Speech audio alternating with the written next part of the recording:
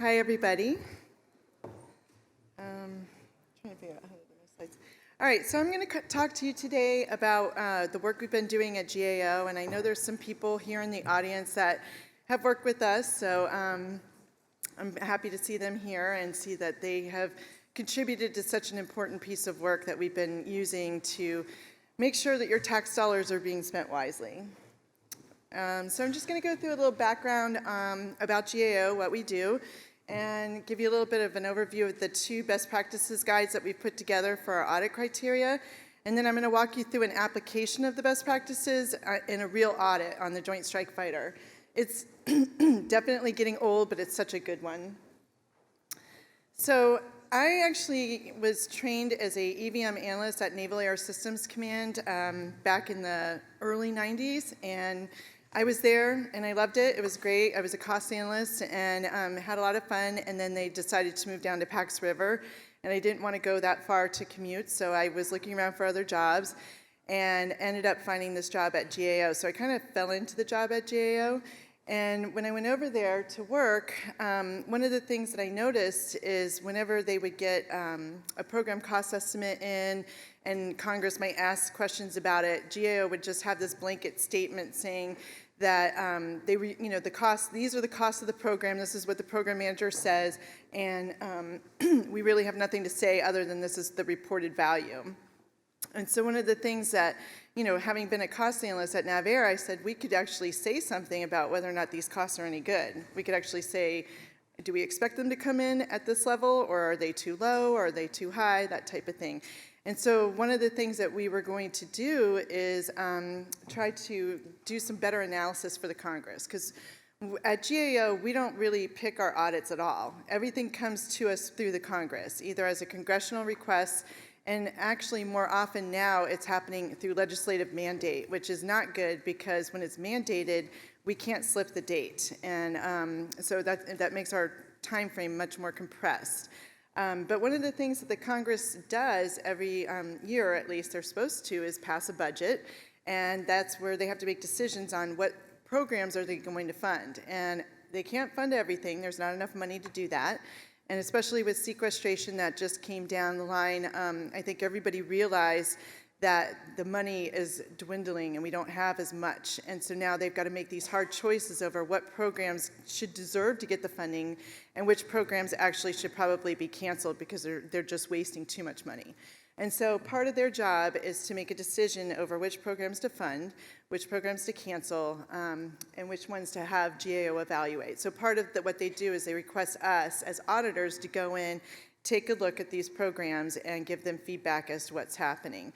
And many times we do have bad news to report, and I know that people are like, oh, GAO, you're just nitpickers, you're always looking to, put someone down or find problems, and that's not the truth. I mean, we basically report the evidence that comes in through the audit. The problem is that Congress doesn't ask us to look at good programs. If a program's doing well, then why expend auditor time and money to look at it? In some ways, it would be good to kind of have a best practices review and see what's happening in these programs that are doing well, to see what are they doing differently, but usually it's the ones that are crashing, burning, or they're just spending so much money. So an example would be James Webb Space Telescope. That program is expected to cost close to $10 billion. If there's that much money flowing in, then Congress doesn't feel comfortable letting it just go in without someone looking over the shoulder. All right, so anyway, so we just talked a little bit about this, about having a reliable cost estimate is very important going into that decision that Congress has to make each year about which programs they're going to fund.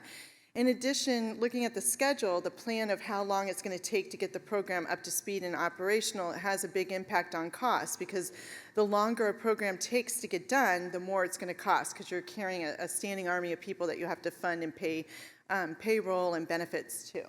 And so what we did is when we decided to start saying, hey, let's start to say something about these costs, not just repeat or kind of parrot back what they say it's going to cost, but say whether or not we believe that number is good or not. We actually had to have criteria, because when we audit programs, we actually have to have criteria saying what things should be, and then we go and we do a data collection and collect evidence coming in, and then that's when we look at, okay, here's what things should be, here's what came in from the program. If there's a difference, it's called an audit finding, and we'll report that in our report, and then we kind of have the effect, which is the so what. All right, so you're not doing everything you're supposed to be doing. What's the impact? Why is this bad? So criteria, condition, cause, and effect are in every GAO report. And what I'm going to talk to you today about is the criteria portion. And then when I go through the case study, I'm going to give you the condition, cause, and effect as well.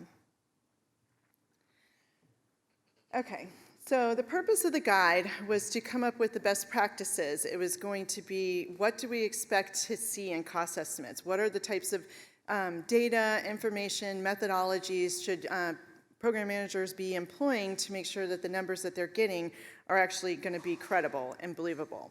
And also we wanted to do a detailed link between cost estimating and EVM, because cost estimating is very theoretical. I mean, you're looking way out into the future, you're trying to make assumptions about what things are going to be, and you really don't know everything on day one. So you go ahead and you make assumptions, and that's how you kind of close out the estimate. You say, okay, I don't know everything, but I'm going to assume these things, and that's how I kind of bind my estimate, and I can come up with a number. And earned value management is actually the estimate kind of coming to life. So if you're actually awarding a contract, people are starting to do the work, then you're going to start replacing estimates with actuals, and that's what the benefit of an EVM system does, is it will give you that kind of feedback, and you can measure variances, and you can do predictions based on what you historically have done, what you think it will cost to finish it at the end. And so originally, when we started this effort, and this was back in 2005, so it's been 10 years, we were going to keep this as an internal document. This was just going to be something we would have for our auditors in-house. We were going to train our auditors how to go through and assess cost estimates and just kind of keep it to ourselves. But what happened is when we started to go through and look at what kind of criteria or guidance or policy about cost estimating was out there, we found that it really was very lacking. Other than DoD or NASA, which had very strong documentation and guidance on how to do this, really for the rest of the federal government, there wasn't a whole lot out there. There certainly were the OMB circulars and the guides, the A94 and that type of thing, but they didn't really get to the level of detail that where all these problems would start to happen with cost estimating. So we went back to management and said, you know, it actually would make sense if we publish this as a GAO special publication and put it out there as a best practices guidebook that basically everybody could benefit from. And we would use it as criteria, but then agencies that didn't really have a lot of guidance or documentation on how to do this could actually just use our guide. They wouldn't have to reinvent the wheel or try to start from scratch. So that's kind of how the best practices got born into a special publication. And so what happened is in 2005, we were starting to kick off this effort, and we went to a conference, and it's funny because they're having this conference exactly this week. It started today. It's in San Diego. The year we went in 2005, it was in Denver. And we went to the conference to try and get as much information as we could on cost estimating.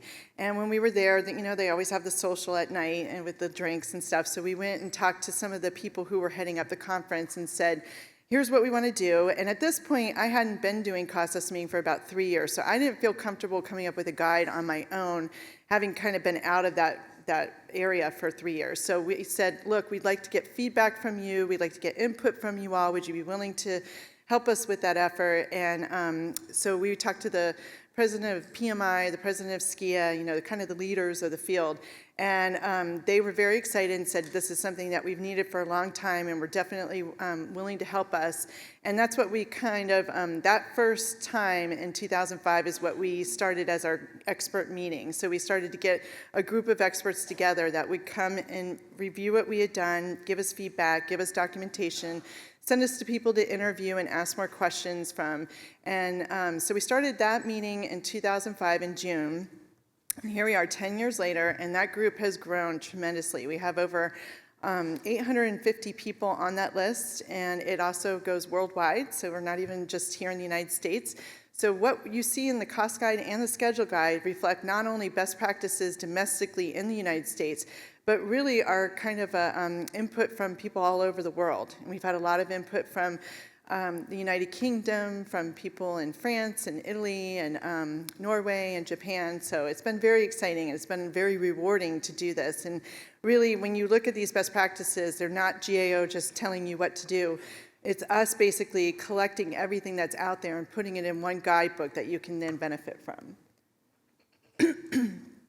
And so you can see we have a big group, of course, 880 people. They come from a lot of different places.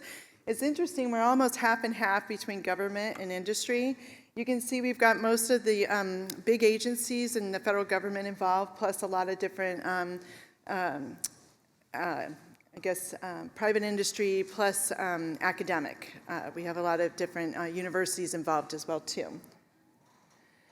And we've had some foreign interest in the guide. I mean, one good thing about doing this is I've gotten some great travel. I've been to Japan a couple times. I've been to Norway, Italy, and England as a result. And that's part of how this group has grown and gotten such a worldwide presence.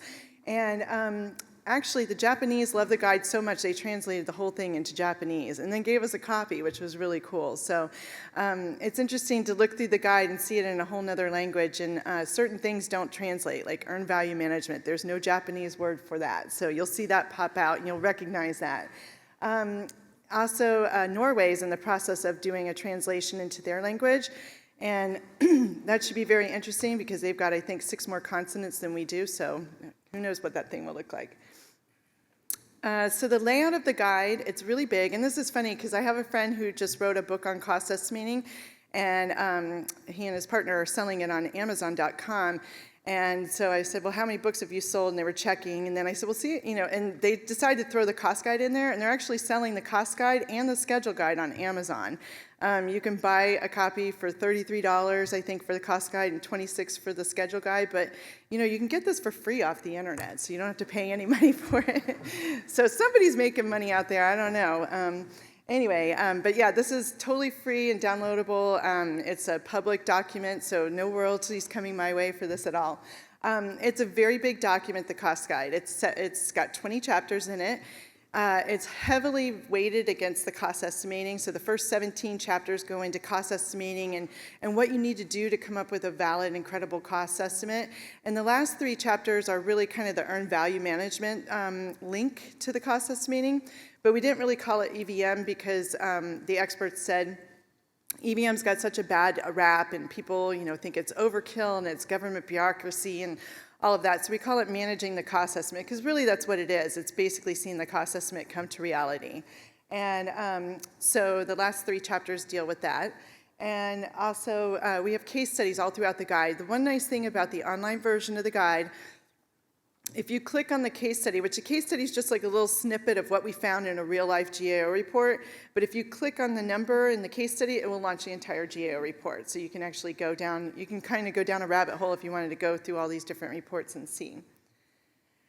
So one of the things that we came up with was a reliable process, because really what we kept seeing repeated again and again in the different documents that we used to develop the best practices was that there was kind of like a process, a sequential process that you would go through to develop a cost estimate. Having done it myself many years ago, this is not an easy effort. It's not something that happens quickly. To do these 12 steps takes anywhere from 6 months to a year, depending on the complexity of the program and depending on how much of the requirements have been determined or decided at that point. But basically, when you walk in and start it, first of all, is the purpose of the estimate. And so that's important because if you're just trying to do a quick turnaround budget drill or a what-if analysis, we wouldn't expect you to go through all 12 steps. There's too much manpower involved to do all this work. But if you're going to come up with a budget quality estimate that you're going to ask Congress to give you funding, we would expect you to do this. And most of the programs we look at are spending hundreds of millions, if not billions of dollars. So yes, every single one of them we would expect to go through these steps. So the first one is the purpose of the estimate. The second one is coming up with a plan. And this is where we find a lot of the causes of why cost estimates aren't very good. Typically, it's because not enough people are qualified to do the work. It's kind of some poor kid out of college told to get in front of an Excel spreadsheet and do something. Or they didn't have enough time, because it does take time to do all of this work. So it's either one of those 2 things typically that we find. The next 5 steps are all in that box, and the reason they're in there is because the experts couldn't agree on the order. So to make them happy, we just put it in there. But really, if you think about it, all these things are kind of happening and churning all at the same time. So defining the program is just coming up with what is this thing that you're trying to estimate? How big is it? What's it going to do? What's the phasing plan? What kind of training is required? What kind of materials? All of that, because those all drive costs. So if you think of a house, the bigger a house, the more square footage, the more expensive it will be.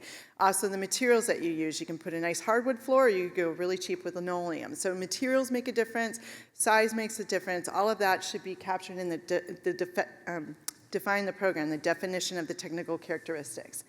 Then estimating structure is saying, to do an estimate, like let's say you're going to do an aircraft or a submarine, it's way too hard to try and do the whole thing at once. So you break it down into smaller pieces. And the best practice is break it down into pieces that are product oriented, because one, you can farm them out to different members on the team. They can work on the hull, and this one can work on the electronic systems. Plus, when you break it down into product-oriented, you can actually get packages of data that you can then scale up or down using legacy data from other programs. So if you have it packaged that way and you break it down, you can more easily collect data that can be used for future estimates, plus you can actually use prior data to scale up or down using engineering factors. So a lot of people think that cost estimating is like a financial or accounting kind of discipline. And it's not. It's very mathematical and very engineering based. So determining the estimating structure, taking the big project, breaking it down into its smaller pieces into product oriented makes it a lot easier to tackle that effort. Then identifying ground rules and assumptions. This is where, because you don't know everything day one and you're going to do the best you can and you have to kind of close off that estimate and bind it, you basically, where you don't know things, you just make assumptions. And yes, that's a guess. Nobody knows for sure. You're just going to go ahead and try and make an educated guess. Perfectly acceptable, no problem, but you have to be able to put a risk distribution around anything that you're guessing about. So while you're picking a number, it really could be a range of this big, and then that's going to come in later when we do risk and uncertainty. So ground rules and assumptions are an area where people tend to fall apart because they just make the guess, but they do nothing about what could happen if that guess is wrong. And then obtaining the data, of course, is very difficult. It's not easy. I do have to commend DoD with the efforts that they've been taking, trying to put together a repository at the Pentagon where everybody's funneling data in. It's starting to come in at very granular details through these ERP systems, but most agencies have no method for collecting data, and that's a real problem because without data, you can't do a cost estimate. You have to have the data. Data does not come in clean. Nobody wants to give it to you that easily. Typically, what you have to do is just start and get something down on paper, show it to people, and let them tell you all the reasons why it's wrong. But guess what? You're getting your data at that point, so it works. And then once you do that, once you've got your data and you've got your estimate broken down, then you can start applying different methods. You can do analogy, parametric, engineering build-up. There's many different ways that you can come up, and you can do different methods for different pieces of the estimates, no problem. But then once you've costed everything out, you've got to roll it all together and you'll get a number. So basically, most people do it in Excel. You'll kind of just rack and stack it, sum it up, and that will be your number. That number is your estimate, but that's really just one number on a range of many different possibilities given all the underlying variation in the data, given the assumptions you had to make, all the different things. So that number is what comes out of that box where the 5 steps are together. But from that point is where you really have to do risk and uncertainty and sensitivity analysis and find out what level of confidence that number is on a range of all possible values. And so one of the best practices we've identified for that is a risk and uncertainty analysis using Monte Carlo simulation. It basically is just thousands of different what-if kind of calculations that then come up with a probabilistic frequency distribution of what your costs are, and you can map your point estimate to that. And then if it's at a really low level of confidence, which we were just looking at one for James Webb on the launch day, if it's really low level, you want to add contingency to bring it up to a higher level of confidence. And then tie that back to a risk management plan so that you can be watching for risks coming about, have a plan against them.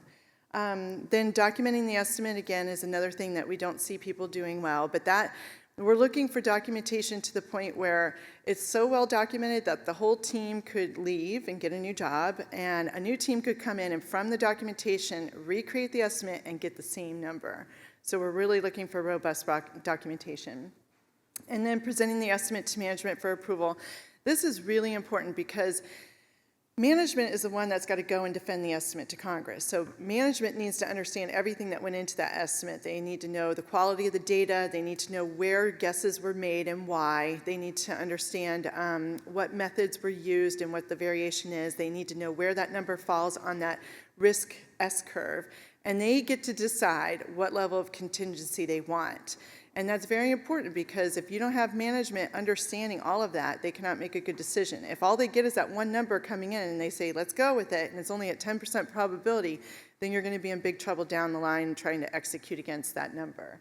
And then the last step, again, is that's the EVMs. That's where you tie it back to the actual cost. So you have this estimate, you baseline it, you kind of lock it down, and then as you go forward doing the actual work, you start to feed back and replacing estimates with actual. So eventually, if you do this whole process, you will come up with a fully documented cost estimate of actuals with reasons for variances. And that can be a set of data for a new program down the line. So, of course, in a GAO report, there's no way we could go through 12 steps. It would never pass through our editors and report reviewers. So we kind of condense it into these 4 characteristics. Is the cost estimate well documented? Is it comprehensive? Is it accurate and credible? So we kind of map the different steps to that and come up with a more concise message of what we give. And when I talk through Joint Strike Fighter, you'll see a little bit more of that. So I'm not going to go through all these right now.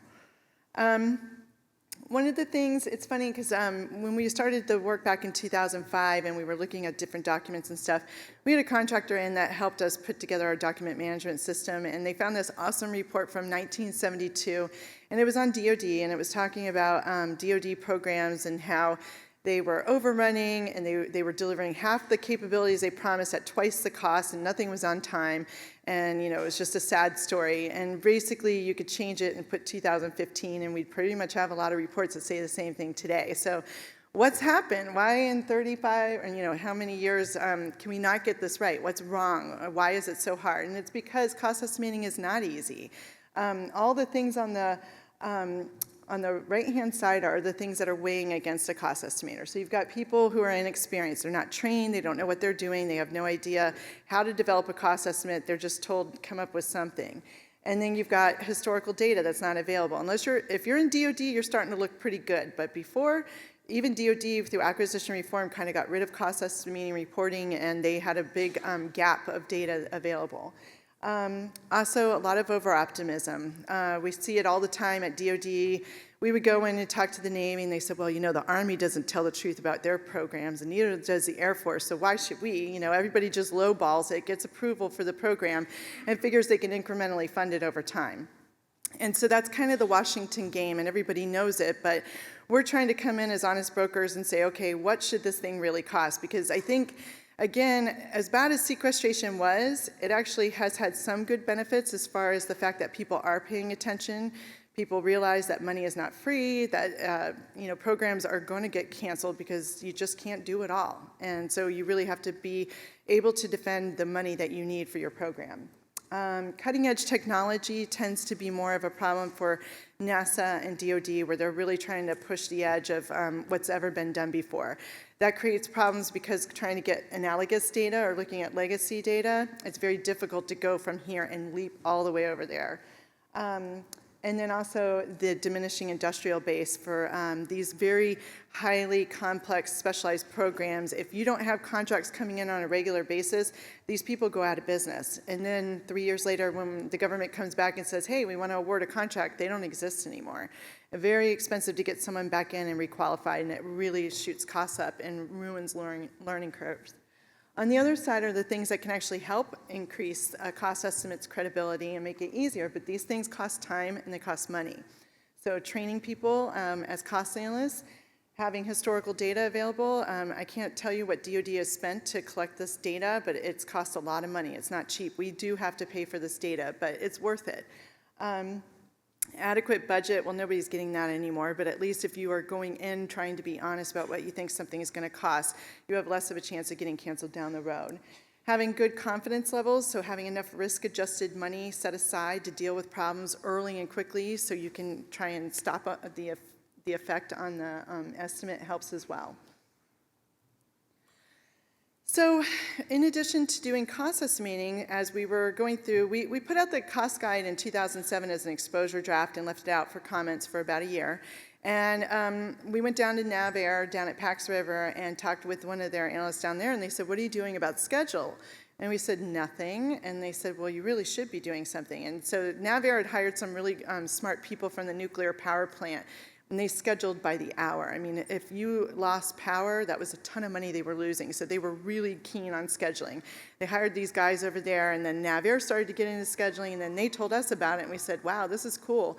Because what's nice about scheduling is it's kind of like EVM, where cost estimating is so theoretical and it's all still kind of out there in the future. Scheduling's now. It's happening. It's your plan right now today, and you're statusing against that on a regular basis. And so one of the things we found is that, you know, if you could get a good idea about what the schedule is and how good is the network schedule plan, you could predict how long it would take to finish a program. And time is money, because the longer something takes, the more it will cost. And so we wanted to go in and look at whether or not programs had reliable schedules and whether or not these schedules were predicting dates that could actually be trusted. So then we came up with the schedule guide. So originally, this was just going to be an appendix to the cost guide. And what happened is we hired a consultant to come in and help us. We didn't know scheduling either. As far as critical path method, I had no idea what that was. And when our appendix grew to be over 100 pages long, we said, well, maybe it should be its own guide. It's a little too big. So we went ahead and put this guide together, and it's so elementary about scheduling. If you know nothing about scheduling, you could come in and take our guide and read it. And it's not as big as the cost guide. It's around about half its size, about 200 some pages, but it's very, very detailed on what you need to do a good network schedule. And it gives you an understanding of how, if you do the schedule and you lay it out the way you're supposed to, the only date you would put in is the start date. Everything else gets calculated by the network. And that's how you know whether or not your program is going to finish on time, because everything is being done through the logic that's been put in place. And so we've got a lot of different texts and illustrations and things like that showing the reader. When we did give this out as comment, because it came out as an exposure draft in 2012, we got a lot of comments from our British friends over in the UK, and they're so nice. They wrote a report about our report and sent it to us. And they did say that they, in their great British language, are like whilst, and you know, these kind of nice words and stuff.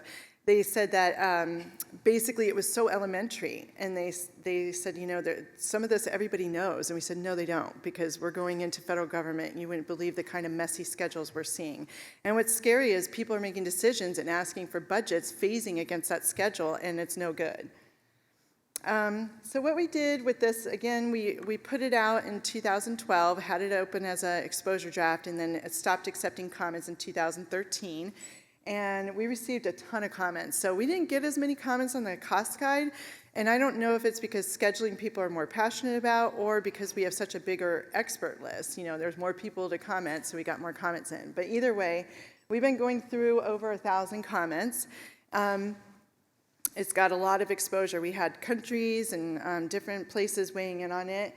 We are still in the process of trying to get it updated. The schedule guide's been a lot slower to get out than the cost guide, mainly because we are so strapped with all the audits that we're doing. The schedule guide's kind of one of these, like, it's our side project, and you know how that is. Your work never lets up. There's never time to do the side project, so it's just taking a little bit longer. But we're hoping to get it out by this fall.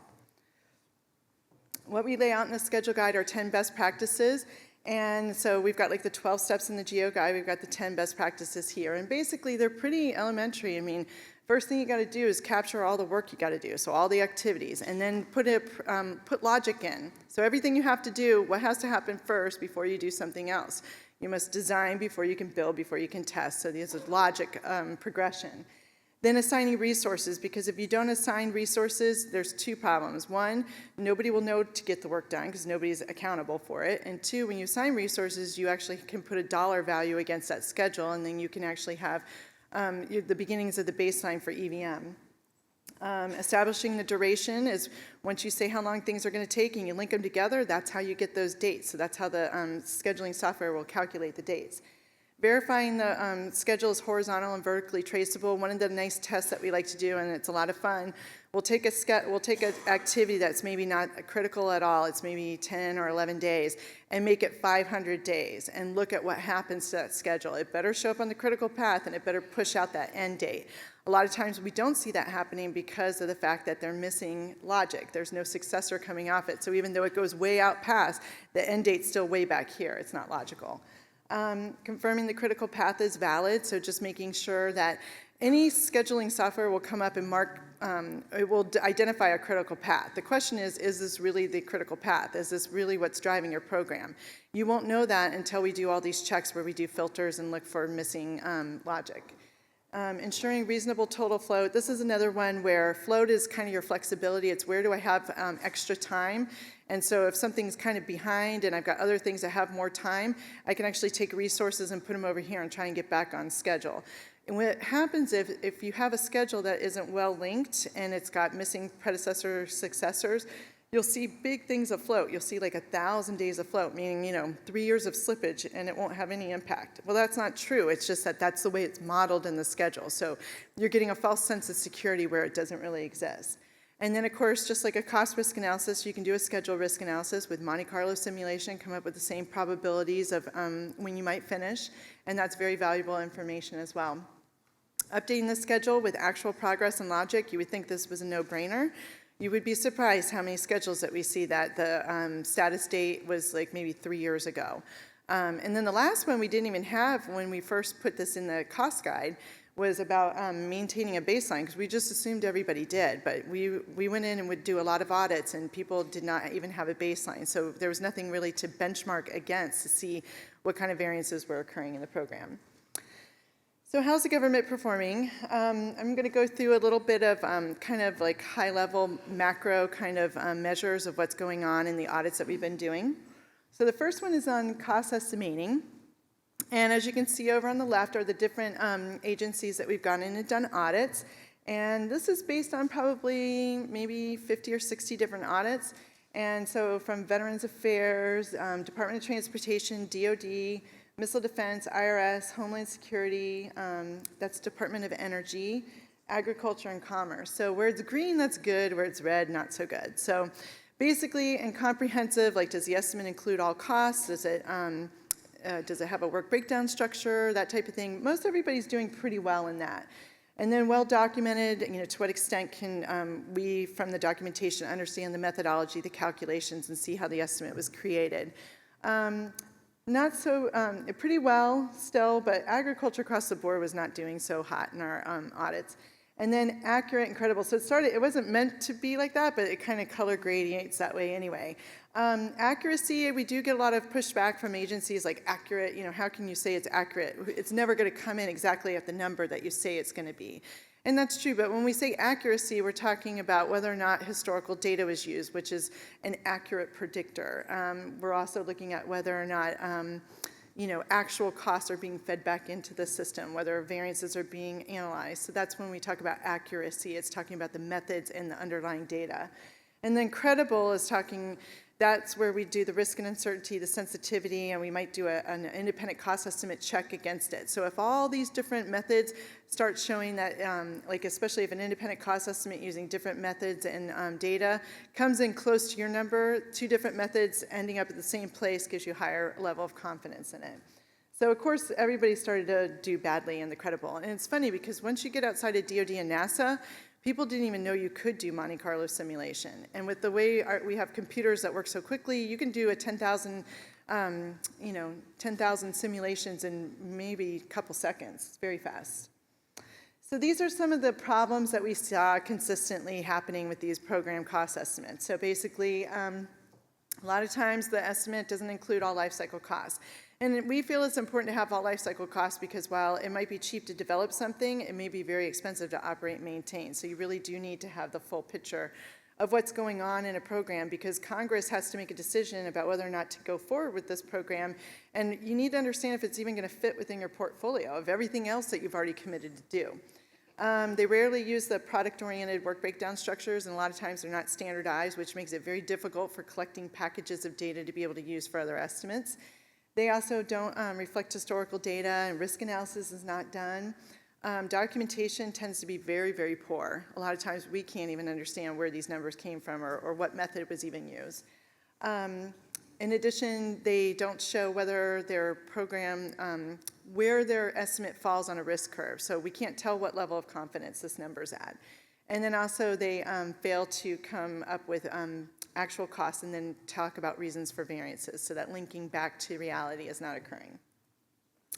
A lot of times the causes of this is a lack of internal control. So basically it tends to be a training issue that the people that are responsible for developing these estimates don't know what they're doing. They haven't been trained. There's lots of certifications out there. There's plenty of places that give cost estimating certifications. I'm in quarter 5 of 8 quarters at the Naval Postgraduate School getting a master's degree in cost estimating analysis. I thought it would be easy after 25 years, and I work every night on this, on getting my degree. It's not easy. It's a lot of calculus and statistics and math, and I haven't done it in a long time. So, but by March, I'll have my master's in this. So you can get a master's degree in this field.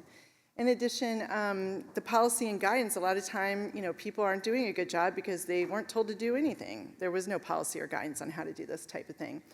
And a lot of times they don't update the cost estimate on a regular basis. So they do the estimate, they get approval, and it goes up on a shelf and nobody looks at it again. It just becomes stale and nobody even remembers what it was supposed to cost, and people are just kind of scrambling, responding to questions from Congress.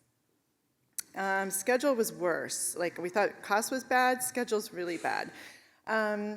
Basically, pretty much it's a mixed bag of not so great for everybody except for the Veterans Affairs. So what was going on there? It's interesting, the Department of Veterans Affairs, everything that we looked at schedule-wise was for the construction of a major hospital or a medical center. And the construction industry is on top of scheduling. They are really good at it. They really know what they're doing. They've got best practices down pat. And they do a lot of claims against the government, and that's how these companies make a lot of money. So they were on it. So they were green across the board except for the risk analysis. They did not know about doing risk analysis, never heard of it, and they now have put in their policy that they're going to start doing that. So VA was like they were top dog. They were doing really well. Everybody else was kind of not doing so well. They didn't know scheduling, and believe me, before we got into scheduling, I wouldn't know scheduling either. So, and it's not that hard. It's pretty, once you learn some of the basics, you can figure it out, and it's kind of fun to do scheduling. So some of the best practice things that we found that weren't being done at different agencies is that a lot of times the schedule that we would get, we asked for the whole integrated master schedule. So if we're going into let's say NASA for James Webb, we'd say, give us your integrated master schedule. We were expecting to see a schedule from NASA that had everything they had to do, plus everything their major contractors had to do, and it would all be under what we call an integrated master schedule. Typically when we go in, no such IMS exists. When we go in, we'll ask for a schedule, we'll assess any schedule we're given, and a lot of times it's usually the contractor's schedule. The contractor's submitting the schedule to the government accepts the schedule, nobody does any kind of check, and then we come in as auditors and rip it apart and say, you can't trust any of these dates. You're missing all kinds of successors, you've got integration and testing that has no successor to the final completion, so if that goes longer, it's not going to push anything out. So a lot of concern. This is an area of growth for all these programs, and I think it's very important because if they can get a handle on scheduling, they are going to be a lot further ahead on EVM and ability to make predictions about what their programs will cost. In addition, a lot of times you can use constraints, and it was funny because we'd ask the agency, why are you using a constraint? What is the constraint for? Because really we don't want to see constraints in the schedule. The schedule should be able to just freely predict what things will take, how long it will take. Only certain times should you have a constraint. I'll give you an example is the census, the decennial census. They have to finish that census and report the numbers to Congress by a certain date, and I think it's sometime in December. They can't move it. It's a constraint, and that's a valid reason. But everything else, most of the time, you should not have constraints in there. But we'd ask them, why do you have these constraints? Like 200 different constraints. And sometimes we get back from the analysts, they'd say, well, I had to put it in because if I didn't have the constraint in, the date would move on me. And it's like, well, yeah, because you're updating and progressing and it's taking longer, so everything's pushing out. So they were actually pulling it back in and locking it down with the constraint. So what they were seeing as a predicted end date was not really any good. And once you lift those constraints off, you watch everything fly out. And then all of a sudden your program's way behind schedule. They also don't update the schedules. Data dates weren't ever put in as far as statusing. So the schedule was kind of put together and nobody ever looked at it and it was never updated. Another thing too is that they also, again, this was a training issue. People didn't have training in how to do critical path method scheduling. A lot of times it was just, again, some person in the office, and we were working at TSA on the secure flight, which you guys should all well know if you fly at all, you have to now give your birth date to TSA, and that's the reason you do that is they're checking your name against a watch list of terrorists to see whether or not they'll even issue the ticket. So we were working with TSA on trying to get secure flight done and up and running, and the schedule was terrible. It was no good. We were finding all kinds of problems. We tried to do a schedule risk analysis, couldn't because it wasn't even properly linked. And so it was really bad because we wanted to tell them, look, you got to fix all these problems before we can even do this assessment. And we had set a bunch of questions ahead of time to the meeting. We showed up to the meeting and their scheduler quit that day. And then so they were like, we can't even meet with you today. Our scheduler quit. And then this other guy's like, I'll do the schedule. And so that's kind of what's happening out there. There's not a lot of people who have the expertise. And really, I think federal agencies, this is not something that's inherent. You don't come out of college learning how to schedule. A lot of times they're going to have to hire consultants to come in and get them squared away. But it doesn't take that long to get up to speed and learn how to do it. In addition, a lot of people aren't conducting schedule risk analysis, but it wouldn't matter because you have to have a good network schedule to be able to even trust the results of such an analysis. So kind of trying to get the schedule down pat's the first hurdle. All right, so I'm going to go through really quick case study on the Joint Strike Fighter, and this is kind of how we applied the best practices for cost estimating against this program. So if you guys have heard about this program, it's very expensive. It is a huge airplane contract. It is for our new generation fighter attack. It's going to replace the 3 variants at the Marine Corps, the Navy, and the Air Force. So all 3 services had their own jets that they were using. And this was during the acquisition reform era where budgets were being cut and DOD was scrambling, the Cold War's over, and oh, how are we going to be able to buy everything we want? And they came up with this great idea. I don't know who it was. Someone said, why should we give 3 separate contracts to each agency? We're all building planes. We should just do one mega contract. We'll be able to save all kinds of money because we'll bring everything down the production line. And it sounded great in theory and concept, and there were all kinds of savings that were predicted in the very beginning. And it's turned out to really be a very expensive endeavor. But bottom line is they were going to do 3 aircraft variants. They were going to deliver almost 2,500 aircraft. And it was going to be about $300 billion to acquire them. And then the operations and support was more than twice as much for that. Now, it's costing way more, and they're getting a lot less aircraft as we speak. So again, this was where GAO follows the money, so they said, go follow the money, watch this program, and see what's going on. So we were asked to do an annual mandate on it. So we came in and we looked at what happened with the costs, and at this point they were just in development, and we noticed that in 1 year's time, the cost went up by $23 billion, which is significant. I mean, that's entire agency's entire budget sometimes, and this one program in DOD. And so when we looked at what was causing the big increase, it wasn't in development at all, which is what was happening right then. It was all happening in the out years in procurement. And we said, well, what's going on with that? And it's because they were actually covering up what was happening in development by using management reserve. So all that contingency they set aside for all kinds of things that could go wrong was just getting drained away to cover up any variances. So we decided to go ahead and assess that $300 billion estimate against our best practices, and we found out that basically it failed all of our best practices. It was not comprehensive, accurate, well-documented, or credible, and they weren't happy to get this results because this was their STAR program and it was supposed to save all kinds of money. And we said basically there's no way they will be able to build the program, the number of aircraft that they want for that price. It will cost a lot more, and they're going to need to do a full restructuring. So this was a lot of big statements to make, and believe me, GAO did not take this lightly. This was very political. And so we really had to make sure that what we were doing was valid and traceable, and it was. So basically, first reason we said it wasn't comprehensive, they were missing about $10 billion in their cost estimate, so it was too low. And bottom line is there was a whole alternate engine that was supposed to happen where they had one vendor that was going to build the engine, but Congress had mandated that another vendor build a second source engine. The reason being, should we go to war, should something catastrophic happen to an engine, that without a second source, you would not be able to swap that engine out, and you would basically ground the fleet. We would have no air superiority at all. So it's a huge risk to not have a second engine. And they've had a lot of problems with the engine as they've been developing it. And, because the program costs were escalating so much, there was a huge campaign to say, this is wasteful to have a second engine. You're paying for double design. You're paying for all this other second source manufacturing. We shouldn't do it. And so they basically said, we're not going to do it. And that was, but it was mandated that they were supposed to have it. So we said they were missing that. There was also military construction. It was way underestimated about where they were going to base the aircraft around the world.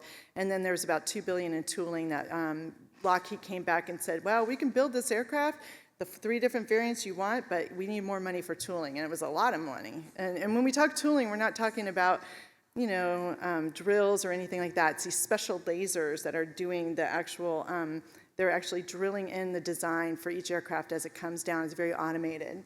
Very expensive. We also said it wasn't accurate because basically they had predicted a bunch of savings using what they called cousin parts. So they weren't exactly the same per aircraft, but they were similar, and so therefore they could get a bulk savings from buying them. But what they had estimated for cousin parts ended up being very, very low as far as what they thought they'd get in commonality. Also, there was major weight growth on the aircraft, which is a problem, especially for the carrier variant, where it's got to land on a carrier, and it's got to have that tail hook, and it's got to stop it going there. And then these outsourced labor rates, this was interesting. When we talked to them, we said, oh, we're going to save money because we found another vendor that will do it for half the cost. And we said, that's great. Where's the vendor, quote? Can we see it? And they couldn't give it to us. So, there were a lot of things that were happening, but there was nothing to back it up. And basically, we started to ask questions about all these savings that they were kind of taking away from the estimate. First of all, JSF was going to do 3 different variants, so 3 different designs to manage and control. Plus, you've got international partners with all of them wanting their own special needs. And then you also have the 3 different types of engines. You had a cruise, an alternate, and a lift. So one was going to take off like a plane and then hover and fly down like a helicopter. They were all very different, so it was a lot of requirements to manage. In addition, they were using unreliable EVM data. This Lockheed, during this time frame, actually lost their EVM certification, so they were completely lost their certification. EVM reporting came to a halt, and all they were only reporting actual costs. And the burn rate was extensive on this program. It was $250 to $300 million per month. And we went there to the production line in Fort Worth, and the production line's very impressive. I mean, it is a mile long. During lunchtime, people run around the production line to get their workouts and stuff. So it's major. And this program is going to last for decades. Kids will come out of school and start working on Joint Strike Fighter, and they will retire from their job, and it will still be in production. So this is major. This is huge. But they didn't have this kind of oversight even in the EVM data. And then what was happening is they were losing all this valuable data to collect over time too, because it was being halted. In addition, it wasn't well documented. The cost model for development, which is what was happening right now, did not exist. They basically said, we're not using it because we're using the EVM data, but the EVM data was already shut down because it wasn't reliable at all. And so basically, there was no model to update with actual costs. So basically, everything was we were just funding all kinds of money with really nothing coming back data-wise to understand what was happening in the program. And then finally, 3 different agencies had reviewed the cost estimate. So remember when I said if you have another independent cost estimate using different methods and data coming up with a similar result, you feel more confident about the program? Well, all 3 of these, the CAPE, they're called the CAPE now, NAVAIR and DCMA, every single one of them had numbers way higher than what the program office was showing. They were showing anywhere from 12 months to 27 months slip, and the reason NAVAIR was so much bigger was because of the fact that they had done a schedule risk analysis. And also major cost overrun, anywhere between $5 and $8 billion. So what we had said saying it was going to need a restructure and cost more. Other 3 different agencies agreed with us. And we also said that basically we looked at the EVM data before it got decertified and said, what's going on with this program? There was major weight growth, so you can see in the next slide where the data was just going down, down, down, and then they rebaselined and came up, and it didn't look as bad, but that's because the first degradation was so bad, it actually made the graph look flatter, but it really was a downward trend going on. And then finally, all the different complexity in these aircraft. I mean, this program is going to do things never done before. Basically, you've got the multiple military services. None of them get along. None of them can work together. So just trying to make that many requirements and have one contractor try to funnel all these different requests was overwhelming. And the 3 different aircraft variants just made the production line even more complex. And then you've got stealth and avionics. The software lines of code, the most ever written for a program at all, and most of the capabilities that Joint Strike Fighter is going to be able to do are coming from the software. And then again, the 3 different engines. And so all of this complexity, we said, you know what, makes for a very difficult program. You really need to get a handle on risk on this program. And so we made recommendations that basically they need to update that estimate. We knew that the 300 million was not a good number and that they were going to need more.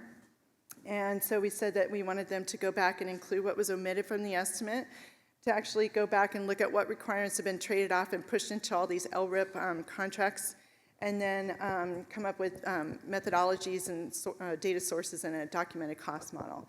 And then do a scheduled risk analysis because of that burn rate. That burn rate was so significant. It was every 3 months, it was like $1 billion was being spent on the program. And also come up with an independent cost estimate when it was all done. So basically, DoD, they basically agree with our recommendations, but said that they didn't think a risk and uncertainty analysis was warranted. They said that they basically weren't going to do it, and I think, you know, in hindsight, looking back, I think part of it was all the politics. It was just, you know, had they done that, they would have shown what this program actually is going to cost, and we all know that it is really skyrocketed in cost. Problem is, we put all our eggs in one basket. There's nothing we can do. We are stuck in JSF. We are going to have to build those aircraft. There's no one else that can do it. So we're just going to pay the price. They have been working hard on trying to engineer down some reduction in costs, and they have been having some success at that. But the bottom line is it was sold on affordability, and in the end, it ended up costing way more than had they done 3 contracts separately for each service. And so with that, I'm done. And if anybody's interested in becoming a part of our expert group, we still meet every 6 months. We had a meeting in March. We have another meeting coming up in September. And the reason we still meet is because the group likes to get together, and there's always something to talk about. There's always some new policy change or new methods like Agile that are coming up that people are kind of grappling with and trying to deal with. And so we have good discussion, and we record the meetings. So if anybody's interested in being a part, just come see me, and I'll add you to the list. So thank you for your time.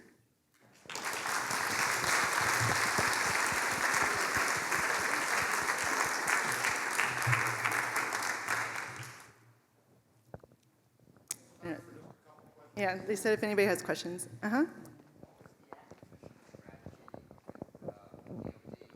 sorry. Yeah, what was the acquisition strategy way back when DoD awarded this to Lockheed? Was there competition or was it negotiated? Oh yeah, How did we get stuck? Yeah, okay, it was interesting. There was a huge competition between both Lockheed and Boeing.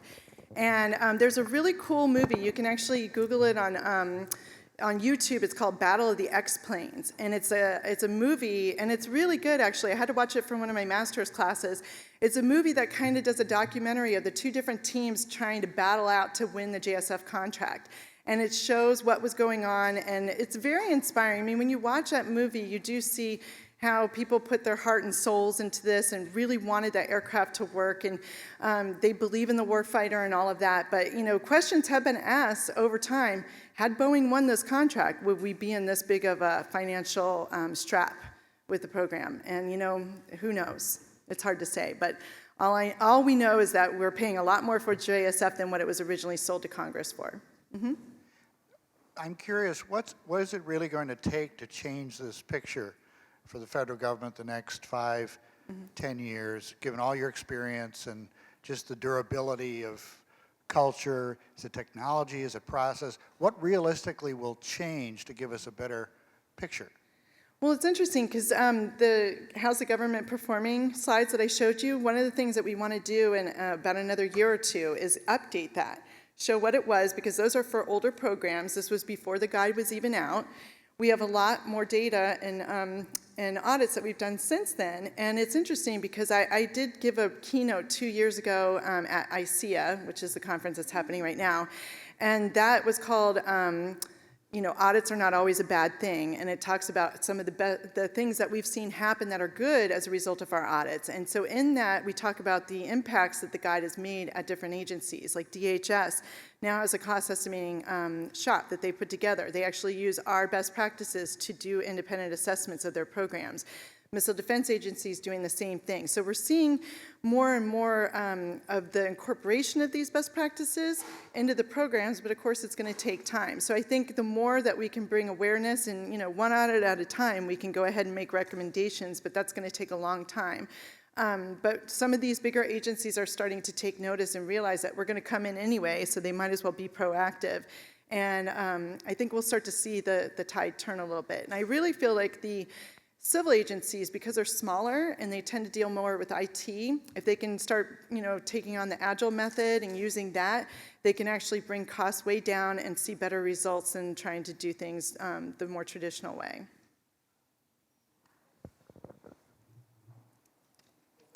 Thanks.